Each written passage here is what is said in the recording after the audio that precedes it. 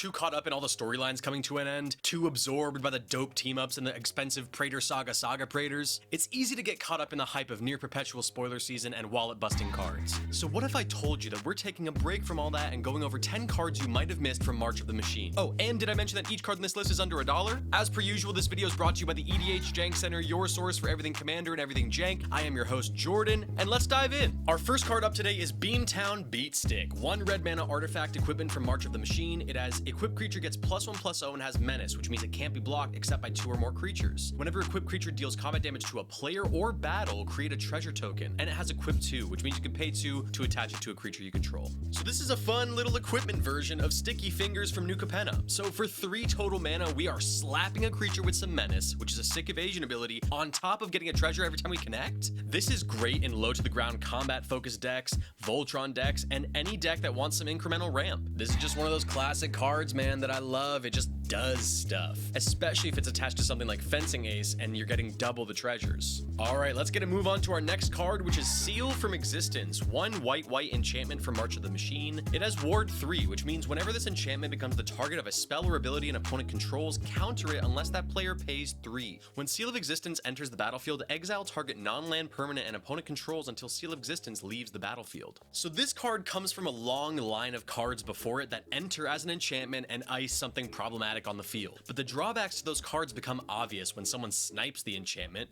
but this card says no to that. For 3 mana, we get to exile a non-land permanent, and we get a sweet bonus with that Ward 3 ability, making it harder for our opponents to get their precious thingy back. And speaking of thingies, we've got another thingy coming up, and it's called Complete the Circuit, which is 5 and a blue instant from March of the Machine. It has Convoke. It says your creatures can help cast this spell. Each creature you tap while casting this spell pays for 1 colorless or 1 mana of that creature's color. You may cast sorcery spells this turn as though they had flash. When you next cast an instant or sorcery spell this turn, copy that spell twice. You may choose new targets for the copies. Okay, so first of all, Elephant going God mode, specifically Quintorius going God mode. Absolutely love it. Second of all, your boy loves copying spells, and this card, when paired with the right spell, can be a game ender. And it allows us to cast very dangerous sorceries at instant speed. Things like janky X spells, anyone?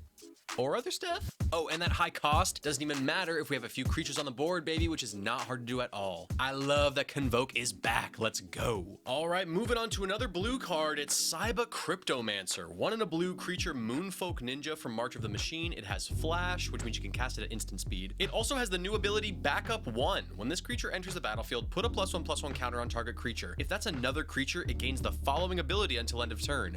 Hexproof. And it's a 0/1. Lots of utility here, kiddos. This is pretty simple tech. This is a 2-drop spell at instant speed that not only grants hexproof to whatever creature we place a counter on, we also get a blocker, or more importantly, a creature that we can blink to add more counters to our stuff or grant hexproof to something else. In March of the Machine, we had the return of a few old mechanics and the emergence of some new mechanics, and Backup is absolutely my favorite of all of them. Just the shenanigans you could do with blinking. I just love a good ETB ability. Anyways, let's move on to our next card, which is Referee Squad. 2 and a blue creature homunculus from March of the Machine. It has Convoke. Your creatures can help cast a spell. Each creature you tap while casting this spell pays for 1 or 1 mana of that creature's color. It has Vigilance. When Referee Squad enters the battlefield, tap target creature an opponent controls and put a stun counter on it. If a permanent with a stun counter would become untapped, remove 1 from it instead.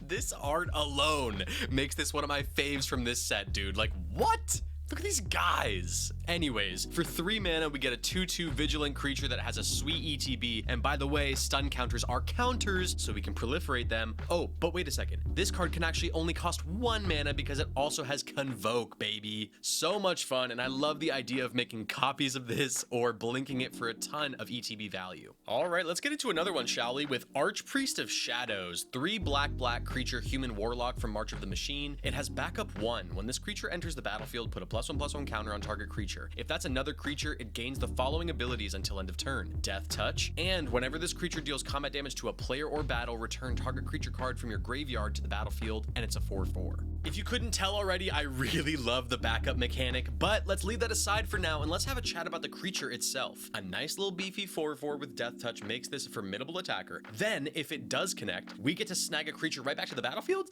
Yes, correct. Indubitably. Oh, yeah, and backup allows us to give more creatures these abilities as well. so good. It's so good. Anyways, let's move on. And we are moving on to Cut Short. 2 and a white instant from March of the Machine. It also has Convoke, which means our creatures can help cast it. We can tap them while casting the spell. It pays for 1 colorless or 1 mana of that creature's color. Destroy target planeswalker that was activated this turn or tapped creature. It's a pretty simple tech here, guys. If you have a threatening planeswalker or a very threatening attacker coming at you, or a very threatening creature with a tap ability on an opponent's battlefield, you can cast this card for potentially 1 mana and snipe him right out the sky, baby. It's removal with cost reduction with utility. You gotta give it up. I love it. All right, coming up next, we got Furnace Reigns. 2 and a red sorcery from March of the Machine. It has gain control of target creature until end of turn. Untap that creature. Until end of turn, it gains haste, and whenever this creature deals combat damage to a player or battle, create a treasure token. And a treasure token is an artifact with tap. Sacrifice this artifact, add 1 mana of any color. Pretty simple tech here, guys. This might be my favorite version of Act of Treason because it snags us some cheeky ramp if the creature connects. The fact that this creates a treasure essentially reduces its cost to 2. And what I love about these kinds of spells is they're always super fun to copy, maybe with something like Complete the Circuit, and take a bunch of stuff and make a bunch of treasures. And I mean, for 1 cent, dude, I mean, come on, that's pretty affordable. All right, coming up next, we got a Traxxas Fall. 1 and a green sorcery from March of the Machine. It has destroy target artifact, battle, enchantment, or creature with flying. This just hits so many things. I love the utility. Anyways, this art is sick. Love that the Beantown bullies are just smoking a Traxa. And I love that for 2 mana, we're getting a ton of utility, and in my opinion, having more options is always better than having less options. That was redundant. Okay, let's plug the Patreon. If you've been enjoying this content so far, you can check the link in the description. There's a link to this wonderful Patreon that I have. It gives you access to the patron-only Discord at all levels, which is a community where we all talk about sets, spoilers, cards, deck techs, anything and everything under the MTG sun. It's a super fun community. There's lots of other cool benefits, but I really love the Discord, so if you want to support the channel, check out that link in the description and come join our wonderful community. And at number 10 on the list, you know I had to do it. It's Yargle and Multani, baby. 3 colorless, black, green, legendary creature, frog, spirit, elemental from March of the Machine, and it is an 18/6. It's the, it's a masterpiece rivaled only by Bronze Walrus. This is one of the chunkiest boys MTG has to offer, and it doesn't disappoint. I personally am going to be slotting this into my Gerard, Golgari Lichlord, and Umori the Collector all creatures deck to be draining everyone of 18 life. I mean, dude, that is the dream.